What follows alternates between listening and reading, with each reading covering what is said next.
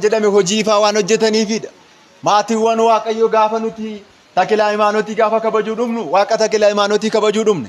Tajaajila imaanootiitu nu uume, Gabireeliitu nu uume, inni uumaa keenya jennee guyyaa tokko uummanni kiristiyaanaa keenya afaan baastee barsiistee hin beektu. Dhagaa dhaggeeffadhaa namni kamiyyuu guyyaa tokko keessaa guyyaa tokko isaantu nu uume. Isaan uumaa keenya samii fi lafa kana uuman jennee guyyaa tokkoyyuu isaaniin kabajnee hin beeknu. Isaan hojii Waaqayyoo waan hojjetaniif maal isaaniif goone? Kabaja isaaniif dhiyeessine. Harka keessa walitti rukutaa galateeffadhaa. Kabaja isaaniidhaaf kan dhiyeessine, ulfina kan dhiyeessineef, ulfinni Waaqayyoo isaan irratti mul'atte, hojiin Waaqayyoo isaan irratti mul'atte, dinqiin Waaqayyoo karaa qulqullootaa mul'atte jenneetu maal goona? Kabaja isaaniif dhiyeessina. Kabaji kan ta'uuf kabaja maal godhi jedha Roobee boqonnaa 13:6-7. Kabaji kan ta'uuf maal kenniifi? Ulfinni kan ta'uuf ulfina maal godhiifi? Waaqessuun kan ta'uuf maal godhi? Waaqessi. Waaqessuu waa lamatu jira. Waaqessuu waaqummaadhaa fi waaqessuu ulfina. Akkas jechuun akka abbaa keenya Museedhaan Waaqayyo maal jedhe? Ani Waaqa sin taasisaa miti faryoon gubbaa irratti. Maalan si taasisa?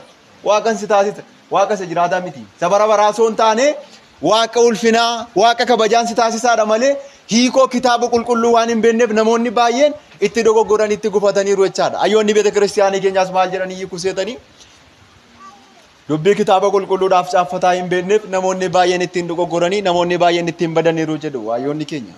Kanaaf maatiiwwan Waaqayyoo akka biiftuutti kan ifanii isin ifa biyya lafaatti kan jedhe biiftuun maatiiwwan Waaqayyoo addunyaa kana hundumaadhaaf ifti. Qulqulloonnis warra beekaniif hundumaadhaaf ni ifti. Abbaan tajaajila imaanoota Itoophiyaa duwwaa keessatti miti kan inni yaadatamu. Tsillaati isaa yoo Israa'eliidhaan deemtanii biyya Israa'eliin deemaa, Israa'eliin jira. Gibxiidhaan deemaa, Gibxiin jira. Eshiyaa xiqqoo deemaa, Eshiyaa jira. Tsillaatiin abbaa tajaajila imaanoota kun hundumtuu maaliif ta'e yoo jettan kabaja isaaniifidha.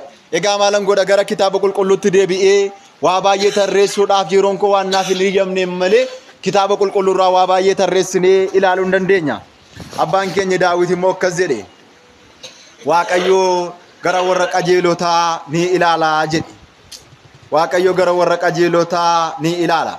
Faarsaa 34 lakkoomsi 15 gubbaa irratti gara warra qajeelotaa jedhe. Isin iyyuu nama qajeelaa taana Waaqayyo gara keessan ni ilaala. Warra sadarkaa qulqullummaa irra ga'an miti nuyi warra cubbamoota iyyuu nuyi warra xuraa'ota taane iyyuu Waaqayyo waan gaarii hojjennee jenneennaan gara keenya hin ilaala. Maatiiwwan Waaqayyo waa'ee qulqullootaa yoo ta'e inni isaan biyya lafaarra yeroo isaan turan barsiisaa turan iyyuu kan ajaa'ibaadha. Isa dubbannee mayyuu fixuu hin dandeenyu. Lafeen isaanii iyyuu ajaa'iba hojjechaa ture. Dhagaa dhaggeeffadhaa. Lafeen isaanii ajaa'iba hojjechaa ture. Waa'ee lafee isaanii iyyuu immoo dhiisaa. Achi kaa waa'ee lafee isaanii biyyoo iddoo isaan itti awwaalaman kan akka Abune Zaraa Burukiidha. Iddoon itti awwaalame ammarraatti konkolaataatiin dhaqanii fe'atu. Namoonni konkolaataadhaan dhaqanii biyyoo isaa dhaqanii hammaarratu. Gaafa dhaqanii hammaarratan biyyoon sun ofii masaaf guuta. Sobaa yoo jettan immoo dhaqaa deema bakka isaas isinitti himna. Namoonni dhaquu barbaadan dhugaa jiru baruu barbaadan deema. Waa'ee amantii tawaahidoo ortodoksiidha. Waa'ee qulqullootaa, waa'ee wareegamtootaa, waa'ee warra gooftaaf du'anii, waa'ee warra gooftaaf dhiiga isaanii dhangalaasanii maatiiwwan Waaqayyoo deemaa dhaqaa baraa. Yoo barbaadan kottaa dubbii Waaqayyo abaluun fayyina barbaadan duwwaan jechaadha. Amantiin firiidha. Amantiin firii deemidha bakka kamitti. Maatiiwwan Waaqayyoo kanaadhaa fi maatiiwwan Waaqayyoo isaan miti biyyoon iddoo isaan itti awwaalaman yoo ajaa'iba hojjeteera. Maal isa duwwaadhaa carqiin isaanii yoo ajaa'iba hojjechaa ture. Erbeen qulqulluun Phexros faa qulqulluu Phaawulos faa gaaddidduun isaanii faa nama fayyisaan turre maatiiwwan Waaqayyoo. Utuu ilaalanii jaama Waaqayyoo nama oolchu. Hojii duukaa buutotaa boqonnaa 19 laqaa dubbisa. Utuu ilaalanii jaama Waaqayyoo nama oolchu. Akkas jedhe raajaan Hinbaaqum. Waan inni raajeefis raajiin kun bara keenya keessa raawwachaa jira waan ta'eef. Raajii Hinbaaqum boqonnaa 1 lakkoomsa 4 gubbaa irratti raajii suukanneessaa akkas jedhetti raaji. Warri cubbamoonni jedhe, warri jalloonni qulqulloota Waaqayyoo danqanii jedhe. Warri cubbamoonni, warri jalloonni qulqulloota Waaqayyoo danqanii jedhee raajichi Hinbaaqum inni tarra yaadatamu kun 1:4 gubbaa irratti raajiitti raaji. Kanatu maatiiwwan Waaqayyoo bara keenya keessas raawwatee bara keenya keessas ta'e malee qulqulloonni Waaqayyoo ajaa'iba hojjetanii dinqii baay'ee hojjetaniiru. Egaa kanuma yoon jedhe waa'ee isa irraatti deebina. Abbaan tajaajila imaanootiin eenyudha? Eenyudhan? Innaa moota miti. Haayattan. Harramoo kaleessa wayi. Haayattan. Harramoo kalee wayi. Otoo aduun bahe wayyu xiqqoo isheellee. Haayattan. Otoo aduun bahe wayyu. Laagii kana moo bulluqa kana laagii kana moo aduu wayi. Baay'ee godhe miti barana Booranaama keessattuu naannoo waggaa 3 moo waggaa 5 irra turte baay'ee goote waan taateef kana wayya. Kana keessa waa baay'eetu jira waan ta'eef yoo kun jiraate horiin jiraachuu danda'a yoo kun jiraate namni jiraachuu danda'a jechaadha. Hojiin Waaqayyoo ajaa'ibaadha. Waama nuti dubbannutu waama nuti dubbii Waaqayyoo isa dhageenyutu maal ta'a Waaqayyoo harka irratti nu deebisa yeroo akkasii Waaqayyoon galata dhiyeessuudha. Inni kaan immoo rakkateetu aduun isaa gubaa. Aduutu na gubee humna irra chaaraa inni kaan immoo bu'aa deema. Gaafa akkasii kana Waaqayyoof galata dhiyeessaa. Utoo manni kiristiyaanatti kun hin jirtu ta'e utoo manni Waaqayyoo hin jirtu ta'e qabbanni kun iyyuu hin jiru ture. Bakka kun hin jirretti baay'een dhumaa jiru. Bakka manattiin kun hin jirretti dhumaa jiru. Biyyoota xillaatiin Waaqayyoo keessa hin jirre laalaame. Sakaan Waaqayyoo bubbee hamaa itti ajajee fooqiin hin diigamu seetu minni mas gaafa asii gadi ijaaranii asii gadi jabeessanii lafa keessa asii gadi meetirii 4 meetirii 5 gaafa asii gadi qotan hin diigaman tumini gaafa achi dhufu garuu waan tango chaara dalaga ishee diigaa jira mitire. Kanaadhaaf iyyuu konkolaataa isaanii qilleensa baachaa jira maas miidiyaan ilaalaa jirtu miti dhaggeeffachaa jirtu miti maarree konkolaataa qilleensa irratti baatan konkolaataa nama baattu. Kanaadhaaf kanatu caala waan ta'eef isa kanaa yoo teenyee dhaggeeffannee boor galaana abiddaatti hin darbinaa. Waaqni abbaa Takilaa Hayimaanoot nu haa gargaaru. Abbaan Takilaa Hayimaanoot eenyurraa dhalate? Harmeen isaa eenyudha? Abbaan isaa eenyudha? Har'a immoo maaliif yaadatama? Caamsaa 12. Egaa maatiiwwan Waaqayyoo abbaan Takilaa Hayimaanoot kan inni irraa dhalate Tsaggaa Ziyaabiidhaaf Egziyaa Aariyaa nama jedhamurraa nama dhalateedha. Abbaa fi haati isaa dhala dhabanii bara hedduudhaaf gaddaa bara hedduudhaaf bu'aa turan. Yeroo hundumaa gara mana hangafa ergamootaa isa guddicha gara qulqulluu Miikaa'el deemanii gaafa ji'a keessaa gaafa 12 yaa Waaqa qulqulluu Miikaa'el maaloo gara keenya ilaali. Yaa Waaqa qulqulluu Miikaa'el gara keenya ilaali. Maaloo dhala dhabnee garuu dhalati nuuf laattummoo nama Waaqayyoon sodaatu qulqullummaan isaa akka ergamootaa nama ta'u nama lubatee nama tajaajilu nama daaqunii ta'e tajaajilu lallabaa ta'e nama tajaajilu dhalatti yaa Waaqayyo nuun kennin qooda kanaadha nama hamaa yoo nu laatta ta'e immoo gadameessa keenya cufi jedhanii kadhachaa turan. Mee nuti maal jennee kadhanna laata horii dhala dhabnee jirru laata? Dhala argachuu miti amma kan barbaachise waa'ee dhalaa miti. Mucaa argachuu miti amma kan barbaachise mucaa keessaa mucaa argachuutu barbaachise. Nama keessaa nama argachuutu barbaachise malee maal fayyadaa? Mucaa nama gubu intala nama gubdu ilma nama gubu argachuu sakkasii Waaqayyo namaan kennin sakkasii Waaqayyo nuun kennin jedha kadhadhaa bara jireenya keessanitti. Kan isin gubu maal isin fayyada? Lapheen keessan kan itti gubatu lapheen keessan kan itti gaddu maal fayyada? Akkas jedhanii bu'aa kadhachaa turanii. Gaafa kana maatiiwwan Waaqayyoo kiristiyaanoti qormaata isaanii baay'ee cimaadha. Warri Waaqayyoof murteessanii jiraatanii warri dubbii Waaqayyoodhaaf muranii jiraatanii qormaata isaanii cimaadha.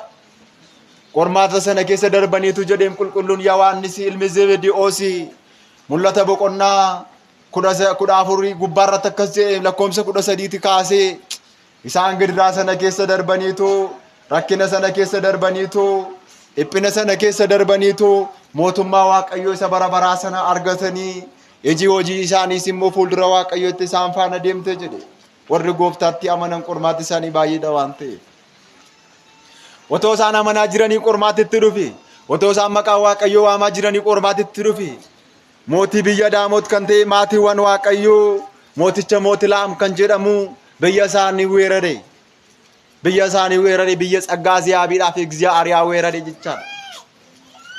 Gaafa inni weeraru maatiiwwan Waaqayyoo Tsaggaa Ziyaabiin maatiiwwan Waaqayyoo otoo inni fiigaa jiru waraanni tokko gaafa inni asii achi meeshaa qara qabu gaafa inni itti darbatu akka inni isatti Tsaggaa Ziyaabii waraanneedhaaf hangafni ergamootaan isaan maqaa isaa waammatan qulqulluun Miikaa'elin harka isaa irratti hambise. Galanni ulfinni Waaqayyootiif haa ta'u.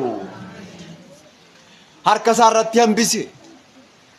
Gaafa inni harka isaa irratti maatiiwwan Waaqayyoo harka isaa irratti gaafa inni dachee hafu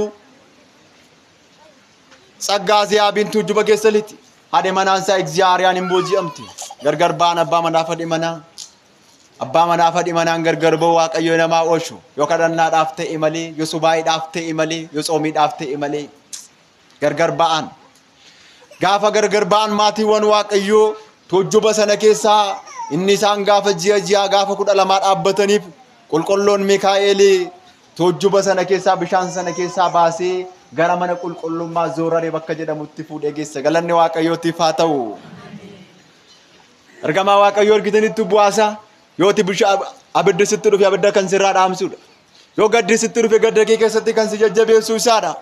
Yoo barattee milkaa'uu dadhabde maqaa isaatiin kadhattee waaqa qulqulluu Mikaa'el, waaqa qulqulluu Gabri'eel, waaqa qulqulluu Rufaa'eel, waaqa qulqulluu Saaqu'eel, waaqa qulqulluu Sadaakiyaa'eel, waaqa qulqulluu Zuriyaa'eel jettee yooti kadhatte kan si milkeessuu danda'u waaqayyoo waadaa ergamoota isaatiidhaaf seeneef jedhee rakkina kee keessaa dhiphina kee keessaa kan si baasu karaa ergamoota isaatiiti.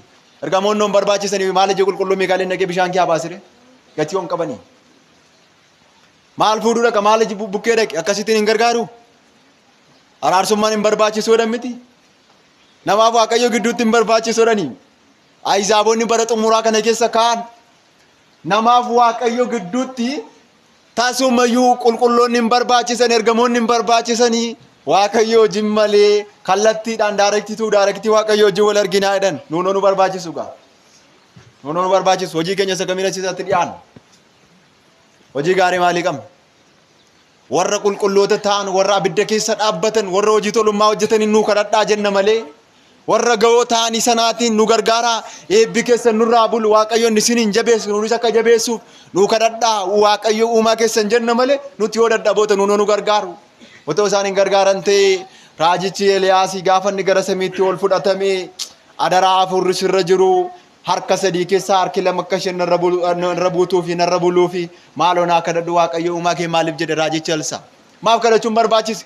Maal waaqayyo hafuura kee harka sadii keessaa harka tokko narra buusi jedhu akkasitti waaqayyoon hin kadhatu.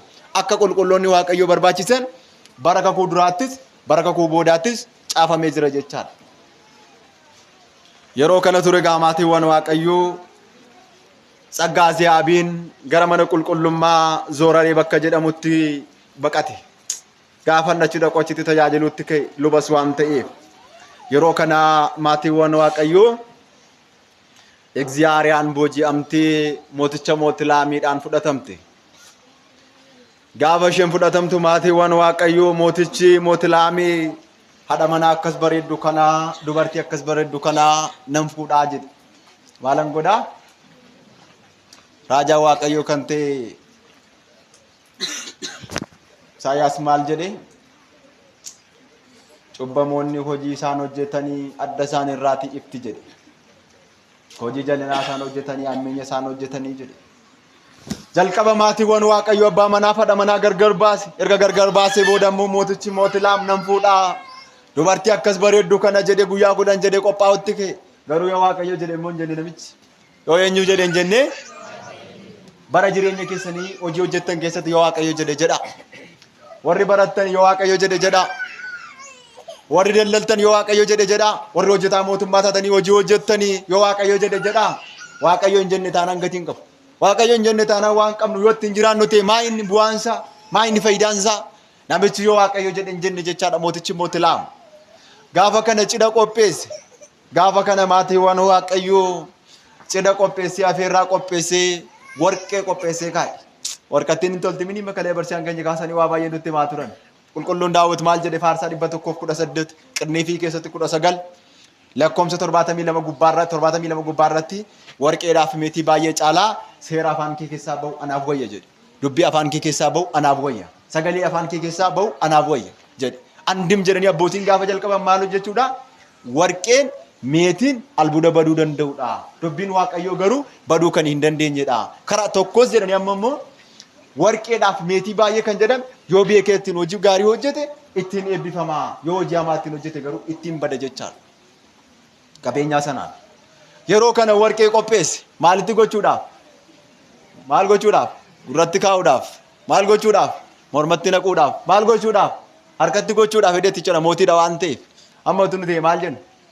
Amma utuu nuti sila sabbaa manaa kootti waaqayyoon jedhin malee sila sabbaa manaa kootti jiru labe sila inni immoo argamiiti jenna miti. Ijoollee shamarranii Sila utuu sun deemaa jettu inni iyyuu argameeti jettu mini hambade inni iyyuu argameeti jettanii duukaa tokkitu. Waa'ee amantii keessanii hubadhaa.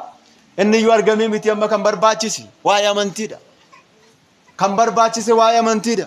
Gaafa kana maatiiwwan Waaqayyoo beenaa dhaqaa fidaa jedhee qopheessee haadha manaasaa sana waamee gara waaqa tolfamaatti dhiyeesse. Waaqa tolfamaadhaan maal gochuudhaaf? Sagachiisuudhaaf. Gaafa sagachiisuudhaaf gaafa jedhu yaa Waaqayyoo dhala si gammachiisu naa kenni jedheen si kadhadhe. Dhala gaarii naa kenni jedheen si kadhadhe. Nama eebbifamaa naa kenni jedheen si kadhadhe. Har'a garuu mooticha haramanii kanatti dabarsitee na laattaa. Waaqa qulqulluu Mikaa'el eessa jirtaa jettee boossee kadhatte. Maaloo gaafa rakkinaa Waaqa qulqulluu Mikaa'el, Waaqa abbaa Taklaa Hayimaanoot, Waaqa qulqullaa Goorgis, Waaqa Yohaannis Afawarqi eessa jirta jedhaa kadhadhaa. Gaafa rakkinni dhufu, gaafa dhiphinni isinitti dhufu, gaafa qormaata isinitti dhufu, kiristiyaanota akkas jedheen si kadhadhe.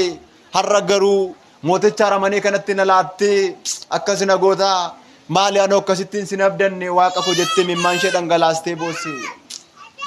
Gaafa isheen boossu maatiiwwan Waaqayyoo uffannaa haadha manaa mootiin uffattutti uwwisanii warqees fidanii qubatti naqanii mormatti naqanii Waaqa tolfamaaf sagadi jedhanii gara mana Waaqa tolfamaatti dabarsanii. Gaafa kana maatiiwwan Waaqayyoo Waaqa tolfamaadhaaf hin sagadu jette. Elaa amantii jechuun yeroo firee deemii duwwaa miti. Kalee barsiisaa keenyaa keessatti waan guddaa tokko barannee turre. Har'a haalli nu mijattee jennaan akkasitti walitti qabamne bor haala akkasii dhibuu danda'a. Hin dhibas. Raajiin caafame jira waan ta'eef. Bor hin dhiba. Gaafa manni qulqullummaa kun labsiidhaan akka addunyaatti gubatuun dhufa.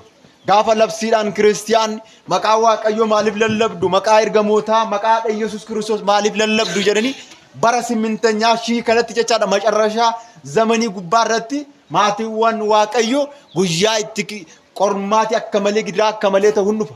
Bara akkasii bara rakkinaadhaaf kadhadhaa. Guyyaa sana garuu akka hin geenyeef immoo kadhadhaa. Barri sun bara cimaadha waan ta'eef. Kadhannaa keessan keessatti bara rakkinaa sana akka hin geenyeef. Amantaa jechuun bara rakkinaadhaaf kadhachuudha. Rakkina keessa taa'anii amantaa ofii jabeessanii eeguudha. Akkas jedheen si kadhadhee jettee hin diddee jedha. Gaafa isheen diddu maatiiwwan Waaqayyoo warri Waaqa tolfamaa sun luboonni Waaqa tolfamaa sun socho'utti kaan cubbamoonni maal hin qaban jedha qulqulluun Daawit. Nagaa hin qabanii jedha waan ta'eef. Maal gochuudhaaf miidhaa irratti geessisuudhaaf jedhanii gaafa kana ergamaa Waaqayyoo haluma takkaa samiirraa bakakkaatti gadhiise hundumtuu isaanii dhuman galanni Waaqayyootiif haa ta'u. Walumaa ergamoota kanaa maal jennee dubbanna? Walumaa ergamaa Waaqayyoo waa'ee qulqulluu Mikaa'el, waa'ee qulqulluu Gabri'eel, waa'ee Suraafeel, waa'ee Kirubeel, waa'ee qulqullootaa, waa'ee wareegamtootaa, waa'ee tolootaa maal jennee dubbanna? Waaqayyoo isa karaa isaan irra bulee ajaa'iba isaa hojjetu kun hojiin isaa dinqiidha dhugaadha. Gaafa kana ishee immoo harka ishee qabee gara iddoo abbaa manaa ishee jirutti fuudhee geesse qulqulluun Mikaa'el galanni Waaqayyootiif haa ta'u. Gara iddoo abbaa manaa ishee jirutti obboleessa koo obboleettii koo abbaa koo haadha koo rakkinni natti dhufeera qormaatti natti dhufeera jettanii yaaddayinaa amma namoonni baay'een rakkinatu nutti dhufe jedhanii waliiku. Abbaa manaa fi manaan gargar ba'u. Garuu gargar ba'uun isaanii abaaramuudha. Abaaramuudha. Abaarsi kana caalan jiru. Abbaa manaa fi manaa kan isaan walii kan tokkoof tokko jedhe gooftaan Yesuus Kiristoos waan gurguddaa lamaaf duwwaadha. Inni yookaan isheen yoo isheen ejjite yookaan yoo inni ejji karaa adda biraa immoo abbaan tokko yoo gantuu ta'e amantii yoo gallakkisee ba'e kanarraa kanatti namni olii kee yoo jiraate abaaramaa ta'u dhumaadha waan ta'eef kun.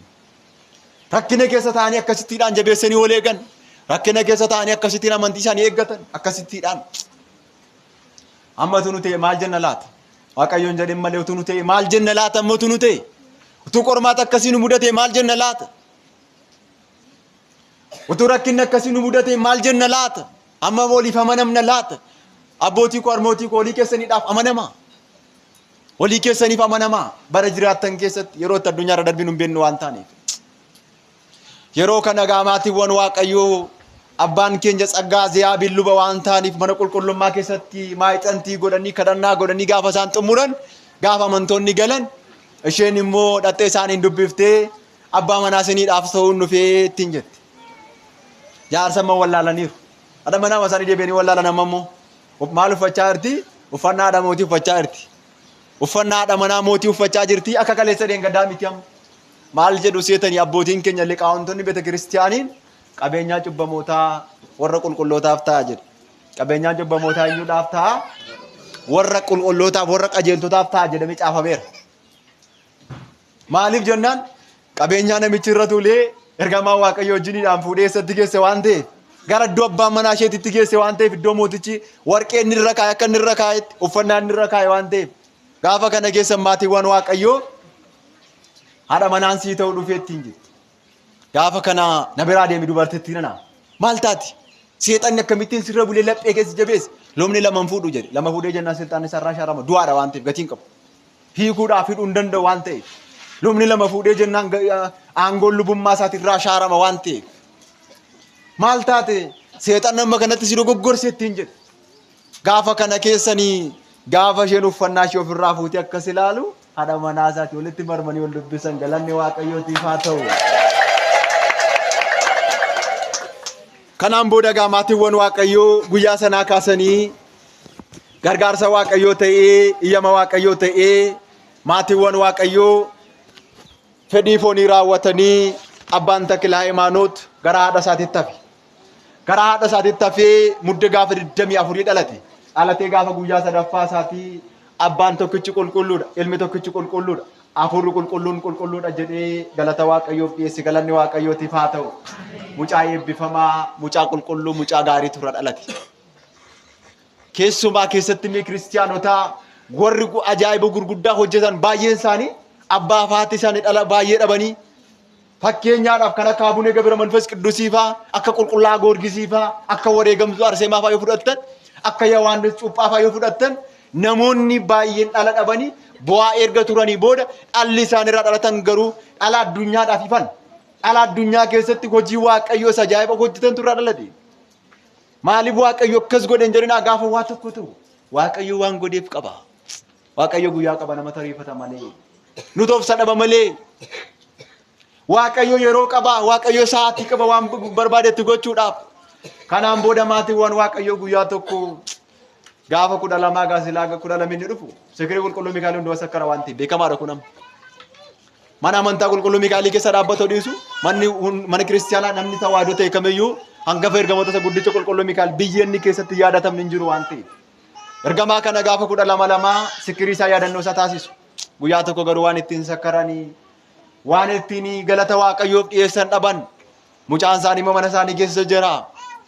Gaafa kana keessa maatiiwwan Waaqayyoo mucaan isaanii kun abbaan Taklaa Hayimaanoot daa'imummaa isaatiin waan ittiin sakkaran dhabanii harmee isaanii hin boose. Guyyaa tokko tarii Sekirii Qulqulluu Gabireelii waan ittiin sakkartan dhabdanii guyyaa tokko tarii qodaa maswaatii keessa hiriyyaan keessanii obboleessi keessan gaafa inni keessa buufatu keessa buufachuuf jettanii tarii dhabdaniitu ta'uu danda'a. Waaqayyo isiniidhaaf kennaanaanis akkuma namoota kanaa akkan kennuudhaaf yaa Waaqayyo ati naaf kenni jedhaa kadhadhaa yeroo akkasii laphee cabaanii kiristaanotaa. Gaafa kana keessa waan ittiin sakkaran dhaban waan ittiin Sekirii hangafa ergamoota isa guddicha Qulqulluu Mikaa'el sakkaran gaafa dhabanii mucaan isaanii mana isaanii keessa waan jiru qodaa mana isaanii kana abbaan Taklaa Hayimaanoot hin tuqe.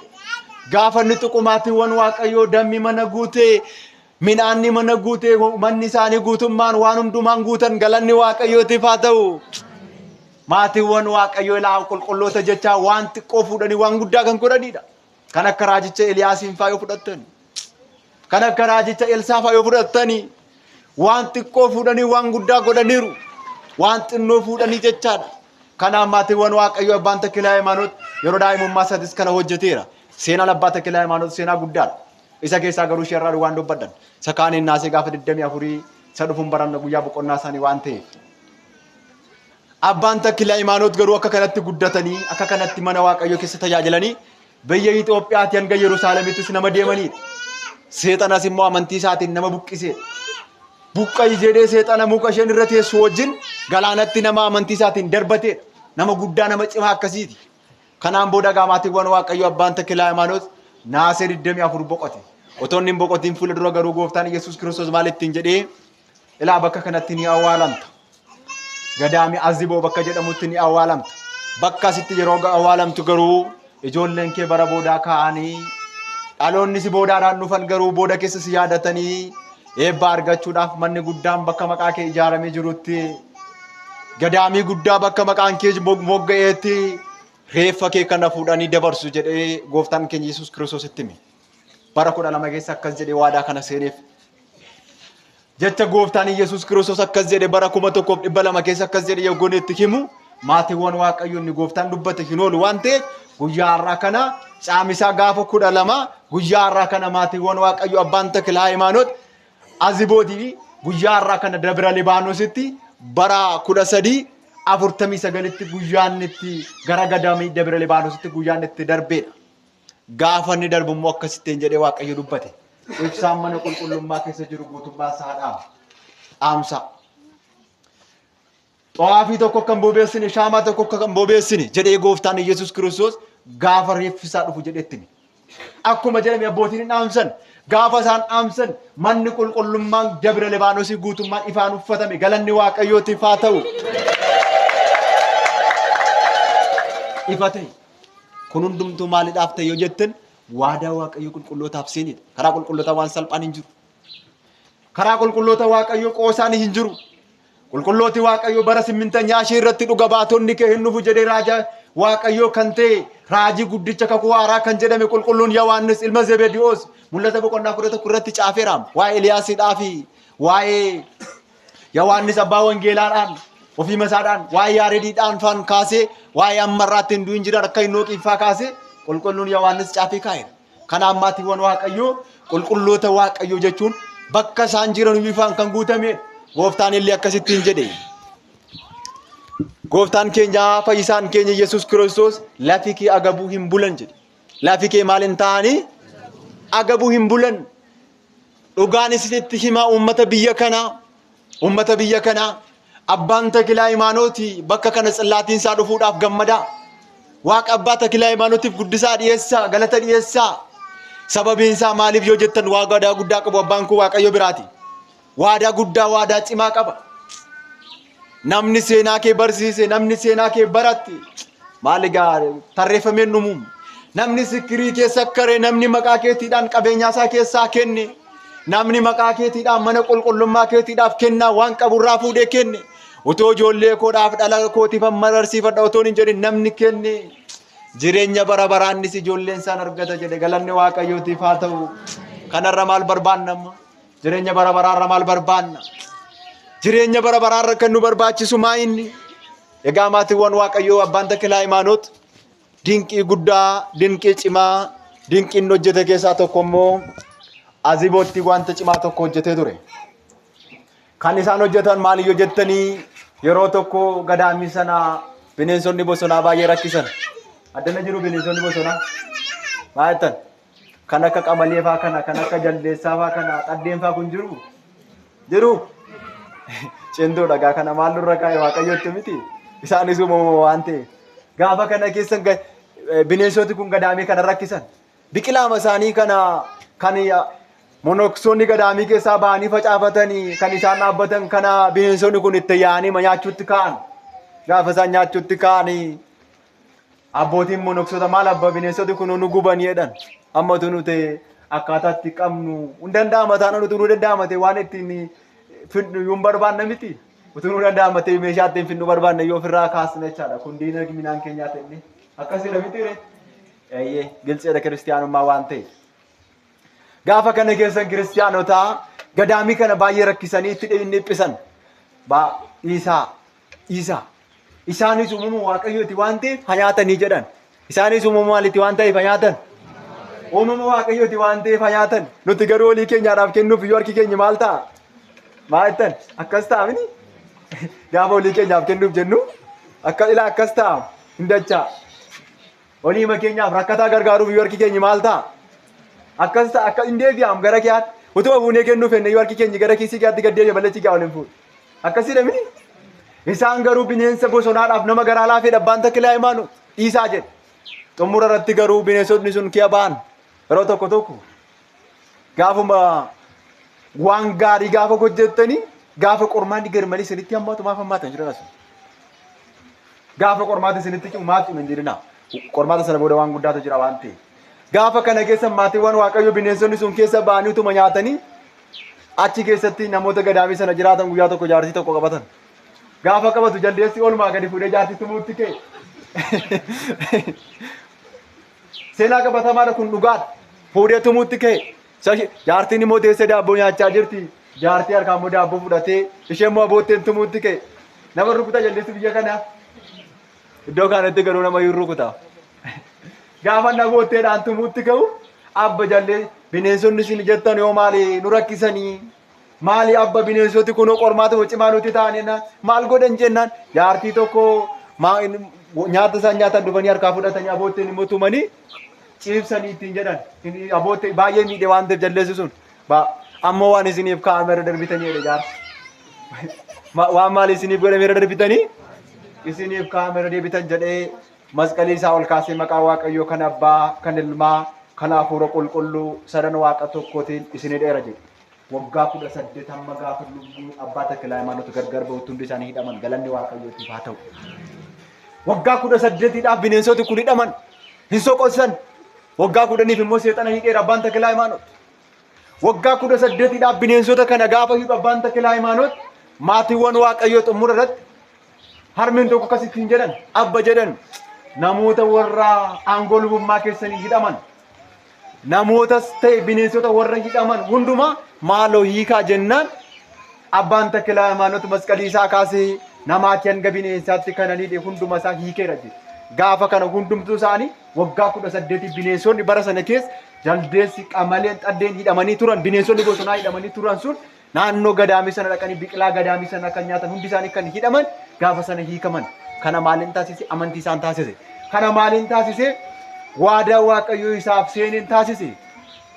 Kanarraa kan ka'e lafi kee agabuun bulu jedhe. Abbaa Taklaa Hayimaanootiin jaallattu? Waaqayyoo bu'aa jaartu isinii hin jaallattu? Maal biyya lafaan jaallatu maal gootu? Bu'aa qabu maal jettan? Miyyeeffataniitu bu'aa qulqulloota kanaa bu'aa abbaa kanaa lafi kee maal hin ta'u? Agabuun bulu. Amma dhuguma abbaa Taklaa Hayimaanootiin jaallattu? Mee dhugaadha warri jaallatan harka keessa ollaa qaba. Hin jaallattu? Inni ilaalla akkas hin jaallattan. Amma salphaadha jechuun. Amma utuun gara sakaanitti hin darbin abbaa Taklaa Hayimaanootiin namni nan jaalladha jedhu amma meeshaa kanaan tajaajila gubaa'ee kana geggeessuun hin ta'u. Meeshaan kun qiddaasee maaf hin ta'u. Maaliif jennaan sagalee waaqayyoo jedha raajichi Isaayaas. Sagalee waaqayyoo tulluutti ol ba'aatii meeshaa guddaadhaan fiinu afuufaa baatti dhiyaatti kaabatti kibbatti labsaa jedhe. Sagalee waaqayyoo akka kana caalaatti ittiin labsamu meeshaan kun amma mana qulqullummaa kanaa wajjin hin deemu. Meeshaa kana bituun hin barbaachisa montaarboon jechaadha mana kana qulqullummaa kanaaf. Mana qulqullummaa kana duwwaayyuu immoo miti tsallaatiin kun reefu dhaabbata tajaajilli waa baay'eetu jira. Kidaaniin hin barbaachisa, hixaanni hin barbaachisa, zabiibiin hin barbaachisa, xawaafiin hin barbaachisa. Akkuma tsallaatiin dabalame tajaajilli hin dabalama.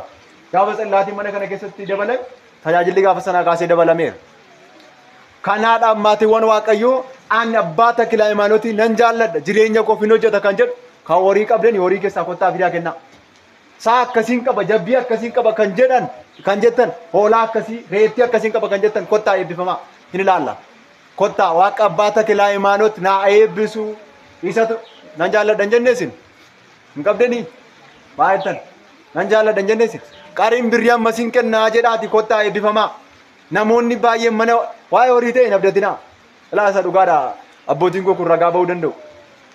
Namicha tokko biyyooma keenyaatti sa'a dellaa tokko keessaati muka irratti jigee sa'a ja'a fixe gannuma bara kana darbe. Haamilee gaafa ja'a jecha haamilee gaafa ja'a bara 2015 isa darbe. Qabeenyi hin abdatamu. Qabeenya abdatamuuf jettanii qabeenyaa keessan kaa'attanii qabeenya hin abdatamne akkanaa. Kanaadhaaf kottaati an sa'a akkasiin kennaa jabbii akkasiin kennaa hoolaa akkasiin kennaa mana waaqayyoodhaaf tajaajila akkasiif oolu kan jettan kottaa eebbifamaa amma gaa nama taa'u hin barbaadu. Harmeen keenya immoo qarshii 100 kennaa jedhan karaa birrii amma sammaan guura inni rakkoon qabu. Waaqayyo sinaa eebbisu harka guutee isiniif alaatu jedhaa. Waaqa abbaa Taklaa Hayimaanoot sinaa eebbisu jedhaa. Kottaa eebbifamaa amma gaa waa'ee horii waa'ee jabbii dhumarratti itti dhufaa kottaa warri birrii qabdan waan qabattanii dhuftan maal qabaddeen fuula keetti dhiyaadhaa raajichi Mikiyaas harka ulaaltan isin kottaa asumarra kaa maal jinnatti laata kottaa asumarra kaa. Waaqayyo sinaa eebbisu harka guutee waaqayyo isiniif alaatu. Hamaaf yamtuu waaqni abbaa Taklaa Hayimaanoot isinirraa haa qabu.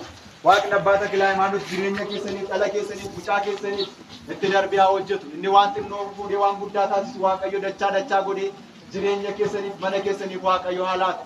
Hundi keessan kottaa eebba kanarraa hin dhabinaa waaqayyo sinaa eebbisu kottaa eebbifamaa.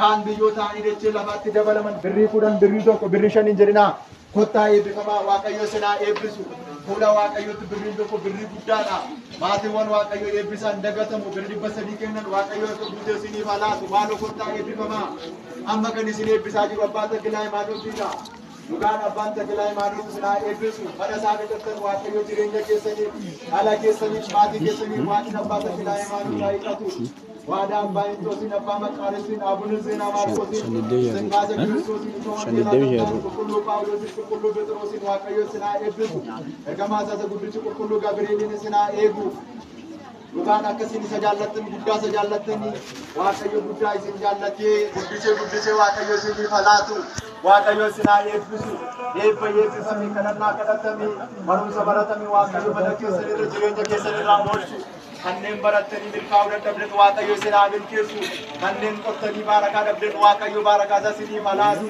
waaqayyo kan rakkina dhabdan kan dhukkubsatan dhukkuba keessan keessaa waaqayyo isinaa baasu kan dhukkuba keessan irraa isinaa fayyisu waadaa qulqulloota kilaa imaanootiif seeniif jedhe waaqayyo isinaa eebbisu eebbifame kadhannaan kadhatanii hunduma isaa waaqayyo hojii isin irraa bulchu ergamaa isaanii guddichi qulqulloon Mikaa'el qulqulluu Gabri'eelin isinaa eegu waadaan qulqulluu Yohaannis sama warqii isinirra olee abudu waada Yohaannis qulqullaan waaqayyo isinaa eebbisu waaqni qulqullaa goortisin isinaa eebbisu hamaa fi hamtuu waaqayyo isinirraa haa qabu nama waggaarraa waaqayyo isinaa taasisu akkasin guddaa isa jaallattan waaqayyo guddaa isinaa jaallatu biyyi kan ittiin eebbifamu Kucaa tokkotu mana hidhaa jiraa jedhan waaqayyo warra hidhamanii hidhaa isaanirraa kan eegaa ture waaqni abbaa taklaa imaanootii isinii fayyisuu jedha waaqayyo ajaa'iba isaa hojjetu jedha akkasii waggaarraa dhuftanii dhugaa baatanii qabaatanii jedha waaqayyo jabummaa waaqummaa isaa